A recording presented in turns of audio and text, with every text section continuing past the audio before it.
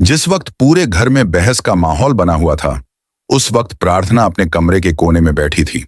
उसकी आंखों में आंसू थे और हाथ कांप रहे थे, क्योंकि जो कुछ उसने सुना था वो उसकी उम्मीदों से बहुत अलग था। अनुपमा दहलीज पर खड़ी थी और उसे समझाने की कोशिश कर रही थी, लेकिन प्रार्थना का दिल टूट चुका था, क्योंकि अंश ने सबके सामने उसकी शादी को लेकर चुप्पी साध ली थी। बा ने जोर से कहा कि यह रिश्ता सही नहीं है, लेकिन अनुपमा ने धीमे स्वर में कहा कि अगर घर का बेटा खुश रहेगा तो सब खुश रहेंगे, और अंश की खुशी प्रार्थना के साथ है, तो बस हमें अंश की खुशी के बारे में सोचना चाहिए। लेकिन बा की आंखों में गुस्सा और नाराजगी थी। वो बोली, आजकल कौन सा रिश्ता सही है? छोटी छोटी बातों पे लोग तलाक ले रहे हैं, लेकिन इसका ये मतलब नहीं कि हम अपनी आंखें बंद कर लें। क्या तुम नहीं देख रही हो अनुपमा, ये लड़की हमारे संस्कारों के लायक नहीं है। लेकिन अनुपमा चुप रही, क्योंकि उसके दिल में प्रार्थना के लिए इज्जत थी, और वो जानती थी कि अंश की आंखों में जो दर्द है वो केवल प्रार्थना ही मिटा सकती है। तभी अंश ने चुप्पी तोड़ी और कहा, कोई माने या ना माने हमारी शादी जरूर होगी। ये सुनते ही प्रार्थना के आंखों से आंसुओं की धारा बह निकली और पूरे हॉल में सन्नाटा छा गया। बा ने पास आकर अंश के कंधे पर हाथ रखा और गुस्से में बोली, तू पागल हो गया है क्या? क्या तुझे दिखाई नहीं दे रहा कि ये लड़की तेरे लिए ठीक नहीं है?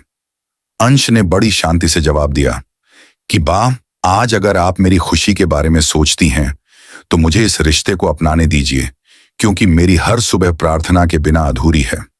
मेरी हर सांस अधूरी है। अगर मैंने इसे खो दिया तो खुद को कभी माफ नहीं कर पाऊंगा। ये सुनकर अनुपमा की आंखें भी नम हो गईं, क्योंकि उसने पहली बार अपने बेटे के चेहरे पर इतनी सच्चाई देखी थी। लेकिन बा ने हार नहीं मानी।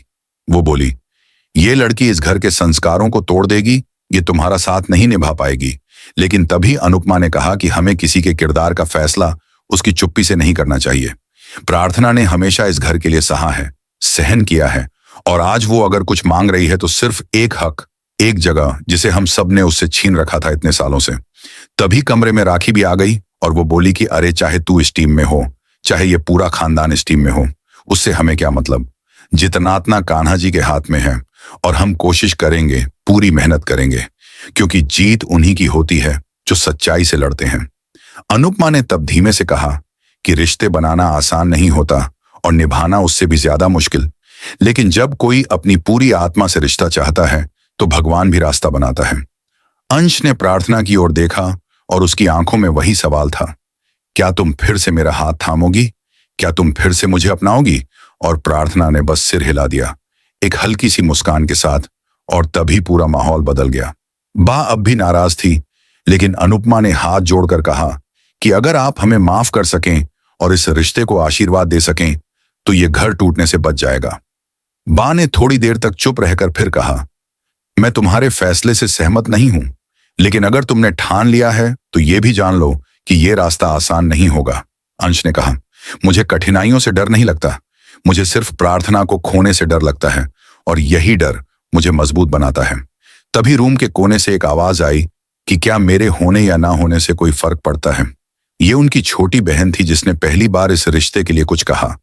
वो आगे बढ़ी और प्रार्थना के पास आकर कहा, दीदी, मैं जानती हूं आपने बहुत सहा है, लेकिन अब वक्त है अपने लिए खड़े होने का, अपने प्यार के लिए लड़ने का।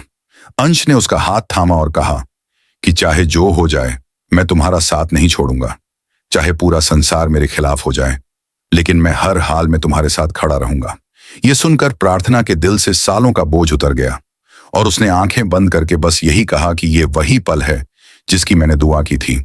लेकिन जैसे ही यह पल थोड़ा सा सुकून लेकर आया, वैसे ही दरवाजे पर जोर की आवाज हुई, और सबकी नजर उस ओर गई जहां रागिनी खड़ी थी। उसके चेहरे पर गुस्सा था और आंखों में जलन। उसने आते ही कहा, वाह, क्या नाटक चल रहा है। यहां सबको अपनी खुशी की पड़ी है, और कोई नहीं पूछ रहा कि इस रिश्ते से इस घर की इज्जत को क्या फर्क पड़ेगा। क्या आपने कभी सोचा कि समाज क्या कहेगा? लेकिन अनुपमा ने उसकी बात को बीच में ही काटते हुए कहा, समाज तो हर बात में उंगली उठाता है, लेकिन जब बात हमारे बच्चों की जिंदगी की हो तो हमें उनके फैसलों के साथ खड़ा होना चाहिए। रागिनी हंस पड़ी और बोली, हाँ सही कहा आपने, अब बहू खुद चुनकर लानी है, और आप सब तालियां बजाइए, क्योंकि ये बहू इस घर की मर्यादा को पलट कर रख देगी। लेकिन प्रार्थना अब चुप नहीं थी। वो उठ खड़ी हुई और उसकी आंखों में अब डर नहीं था, बल्कि आत्मसम्मान था। उसने धीरे से कहा, मुझे इस घर में अपनाने की जरूरत नहीं है, क्योंकि मैंने कभी इस घर को छोड़ा ही नहीं था।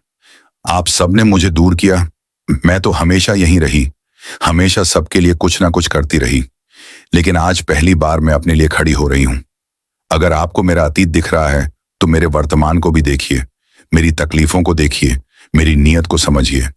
लेकिन अगर आप फिर भी मुझे इस घर के लायक नहीं समझती, तो कोई बात नहीं। मैं जब अंश के साथ इस घर में आऊंगी, तो एक बहू की तरह नहीं, एक बेटी की तरह रहूंगी, और तब मैं अपने कर्मों से सबका भरोसा जीतूंगी। रागिनी कुछ कहने ही वाली थी कि अचानक दादाजी की आवाज आई, बस बहुत हो गया।